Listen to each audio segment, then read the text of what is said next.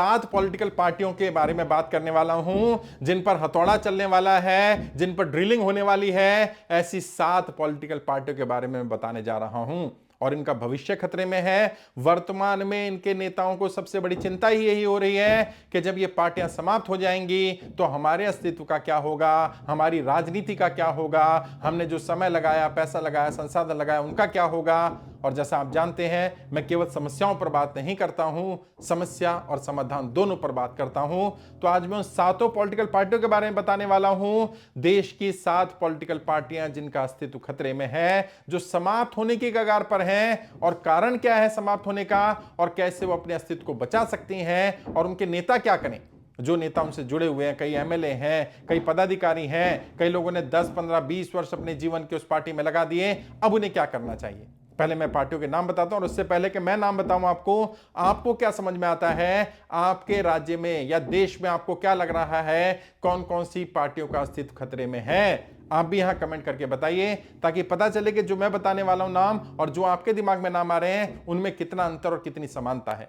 7 political पार्टियां ऐसी हैं देश में जो वाकई खतरे में है, जिनका अस्तित्व खतरे में है, और अपनी कुछ गलतियों के कारण, कुछ उनके पूर्व के नेताओं की गलतियों के कारण, कुछ पार्टी के आर्थिक संकट के कारण, कुछ पार्टी के अपने इंटरनल कॉन्फ्लिक्ट के कारण पार्टियों में यह दिक्कत आनी शुरू हुई है।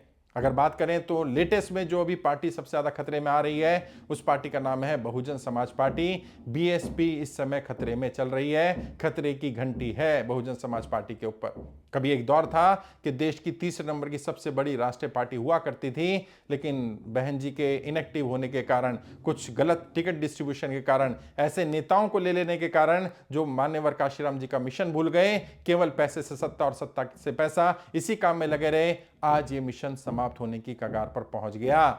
और आज स्थिति यह है कि राज्य स्तर की पार्टी बनकर के रह गई है, और यदि अगले चुनाव में वोट शेयर अच्छा नहीं आया, वोट प्रतिशत अच्छा नहीं आया, तो हो सकता है बीएसपी से उसका चुनाव चिन्ह भी छिन जाए और उसका राज्य स्तर की पार्टी का दर्जा भी छिन जाए। इतनी बुरी स्थिति बहुजन समाज पार्टी की हो गई है, वर्तमान में होने जा रही है। तो पहली पॉलिटिकल पार्टी है जो खतरे में।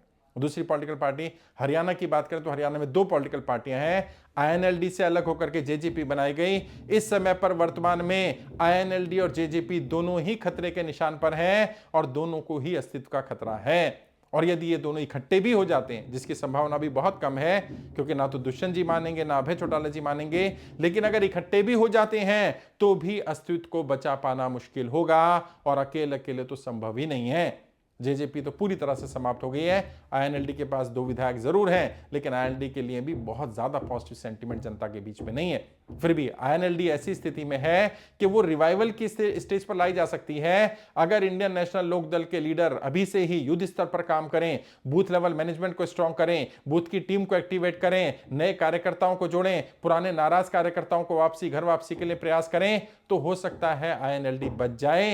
लेकिन जेजेपी की जो छवि खराब हो गई है, जेजेपी का इस स्थिति में उबर पाना, वापस आ पाना, बाउंस बैक कर पाना लगभग असंभव नजर आ रहा है, क्योंकि दुष्यंत जी के अलावा कोई बड़ा चेहरा भी नहीं है। और दुष्यंत जी की खुद की जमानत जब्त हो जाना, इतनी बुरी हार होना, किसान आंदोलन के समय पर बीजेपी के साथ जुड़े रहना, डिप्टी चीफ मिनिस्टर बने रहना, और वो परिस्थिति थी।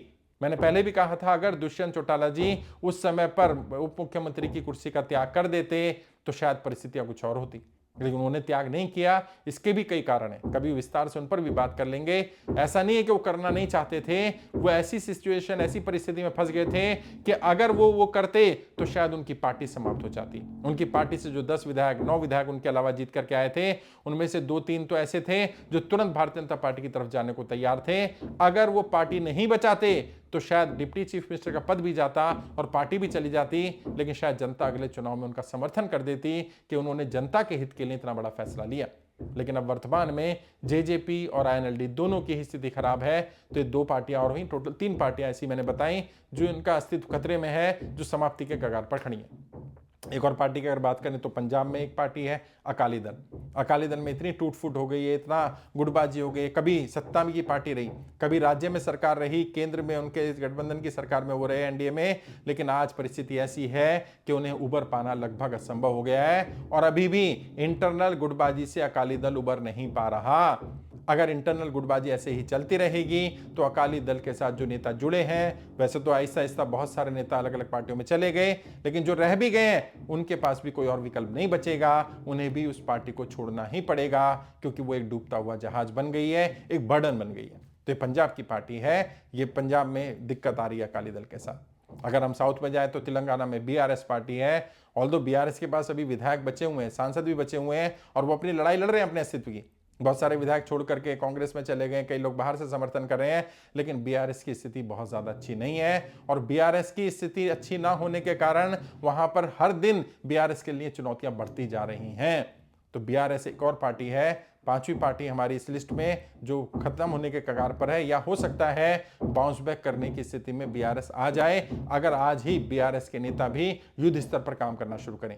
एक तो सेकंड लाइन ऑफ लीडरशिप को तैयार किया जाए, यूथ को मौका दिया जाए, पुराने नेता जिन लोगों ने आंदोलन में पार्टिसिपेट किया, जो एक तेलंगाना के लिए लड़ाई लड़ी, जो टीआरएस इन्होंने बनाई थी, तेलंगाना राष्ट्र समिति, उस पार्टी को जब बीआरएस किया गया और इन्होंने अपना राष्ट्रीय स्तर का एक विजन दिखाया, तभी यह तय हो गया था कि इनकी अपनी जमीन खिसक जाएगी, क्योंकि अपनी जमीन पर फोकस नहीं कर रहे हैं। वापस इन्हें अपने तेलंगाना पर फोकस करना चाहिए, मेन मुद्दों पर आना चाहिए, और कांग्रेस की सरकार जो कमियां करे, गलतियां करे, उन्हें घेरने का काम करे, तो शायद हो सकता है वो बाउंस बैक कर जाए। लेकिन ये पांचवी पार्टी है हमारी लिस्ट में जो खतरे पर है, जो समाप्ति के कगार पर खड़ी है। एक और पार्टी उड़ीसा की बीजेडी। बीजेडी ने सरकार भी चलाई पहले, अभी बीजेपी की सरकार है, ऑल्दो बीजेडी अपोजिशन में है, लेकिन स्थिति बहुत अच्छी नहीं है। और वहां भी वही है, लीडरशिप का सही ना होना, कैपेबल ना होना, सही समय पर सही निर्णय ना लेना, क्योंकि लीडरशिप ने सही समय पर सही निर्णय नहीं लिए, ऐसे लोगों के कठपुतली लीडरशिप बन गई। मैं नाम तो नहीं लेना चाहूंगा, लेकिन सब जानते हैं उड़ीसा के साथी, उन्होंने दूसरों का नियंत्रण इतना स्वीकार कर लिया कि अपनी लीडरशिप को उन्हें दबा रहे थे और दबाने दिया, और उसका असर यह हुआ कि सरकार भी चली गई है और परिस्थितियां इतनी गंभीर है कि हो सकता है वहां बाउंस बैक ना हो पाए। और जिस हिसाब से कांग्रेस वहां काम कर रही है, हो सकता है अपोजिशन में कांग्रेस हो जाए, बीजेपी सत्ता में हो जाए, और वहां आहिस्ता आहिस्ता इस पार्टी की समाप्ति की तरफ बढ़े, बीजेडी का समाप्ति का समय आ जाए। वहां भी उनके लीडर्स के ऊपर भी खतरा मंडरा रहा है। बहुत सारे बीआरएस के लीडर और बहुत सारे उड़ीसा की पार्टी के लीडर ऑलरेडी छोड़ करके जा चुके हैं बीजेडी के, कुछ कांग्रेस में चले गए, कुछ ज़्यादातर बीजेपी में गए हैं, कुछ लोग अभी सोचने की प्लानिंग कर रहे हैं कि वो कब जाएं, कैसे जाएं, लेकिन ज़्यादातर लोग बीजेपी में चले जाएंगे। तो बीजेडी को भी एक उस कैटेगरी में हमने डाला है।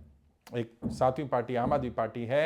आम आदमी पार्टी का ऑल्दो अभी अस्तित्व जिंदा है, दिल्ली में अपोजिशन में है, और यहाँ बाउंस बैक की संभावना थोड़ी कम है, लेकिन की जा सकती है अगर वो सही निर्णय ले, सही काम करे। लेकिन पंजाब में जो भी किसानों के साथ किया, जो अत्याचार किया गया, उसके बाद लग रहा है पंजाब से सरकार में नहीं रहेंगे। और यदि आम आदमी पार्टी पंजाब से सरकार में नहीं रहती है, पंजाब से बाहर हो जाती है, तो पूरी संभावना है जो राष्ट्रीय स्तर का दर्जा है वो भी उसका छिन जाएगा, और आने वाले समय में हो सकता है भारतीय जनता पार्टी की केवल बी टीम बनकर के रह जाए, उनके पास भी, उनके नेताओं के पास भी कोई ज्यादा ऑप्शन नहीं बचे। और इसीलिए उस पार्टी से भी घर वापसी होनी शुरू हो गई है। जो लोग कांग्रेस से आए थे वो कांग्रेस में जाने की तैयारी कर रहे हैं, जो भारतीय जनता पार्टी से आए थे भारतीय जनता पार्टी में तैयारी कर रहे हैं, और बहुत तेजी के साथ ये पार्टी भी अपने अस्तित्व की लड़ाई लड़ रही है, अपने पतन की तरफ बढ़ रही है। और पंजाब में जिस तरह की स्थिति बनी है, खासकर से जब से किसानों के ऊपर अत्याचार करना शुरू किया गया, जब से भगवंत मान जी ने दिल्ली के आए लोगों को, दिल्ली के आए प्रभारियों को ज्यादा वैल्यू देनी शुरू करी, अरविंद केजरीवाल जी को आगे रखना शुरू कर दिया, तब से पंजाब में और ज्यादा नेगेटिविटी बढ़ रही है, क्योंकि पंजाब इस बात को स्वीकार नहीं करता है। पंजाब को लगता है कि दिल्ली से उन्हें नियंत्रण ना किया जाए, और वही गलती भगवंत मान वहां पर कर रहे हैं। लेकिन ये तो समस्या है। अब समाधान क्या? इन पार्टी के लीडर्स को, जो पार्टी चला रहे हैं, सबसे पहले तो उन्हें अपने अंदर बदलाव करना पड़ेगा, अपनी सेकंड लाइन ऑफ लीडरशिप को तैयार करना पड़ेगा, यूथ को तैयार करना पड़ेगा, नए लोगों को जिम्मेदारी देनी पड़ेगी, और सबसे पहले अपनी राज्यों में हार की जिम्मेदारी तय करनी पड़ेगी। किन कारणों से हारे उनकी समीक्षा करिए, और हो सकता है मेन लीडर की ही गलती है तो मेन लीडर को ही साइडलाइन किया जाए, भले उनकी सेकंड लाइन ऑफ लीडरशिप को तैयार करके उन्हें मौका दे दिया जाए। और जो इस पार्टी से जुड़े हुए लोग हैं वो अपना रोड मैप बनवाएं, वो अपनी प्लानिंग करें, क्योंकि अब पार्टी के आधार पर आपको वोट मिलने वाली नहीं है। यदि अब आपको चुनाव जीतना है, चुनाव लड़ना है, तो अपना जनाधार बनाइए। मैं बार बार बोलता हूं, दो तरह के नेता होते हैं, एक वो जो पार्टी पर डिपेंड होते हैं, और एक वो जिन पर पार्टी डिपेंड होती है। आप ऐसे नेता बनिए कि आपकी पार्टी आप पर डिपेंड हो, ना कि आप पार्टी पर डिपेंड हो। और ये नेताओं के लिए अपॉर्चुनिटी भी है। जब आपकी पार्टी का अस्तित्व खतरे में आ रहा है, जब आपकी पार्टी का वोट शेयर कम हो रहा है, यही असली मौका होता है अपनी लीडरशिप को दिखाने का। लोगों को अपने साथ जोड़ना शुरू करिए, अपना जनाधार बनाइए, और जब आपका जनाधार बढ़ जाएगा, जब आपके साथ ज्यादा लोग जुड़े होंगे, तो उस पार्टी का अगर रिवाइवल हो गया तो उस पार्टी में भी आपकी वैल्यू बढ़ेगी। और यदि आप पार्टी छोड़ करके भी जाते हैं तो जिस भी पार्टी में जाएंगे वहां भी आपकी वैल्यू बनी रहेगी।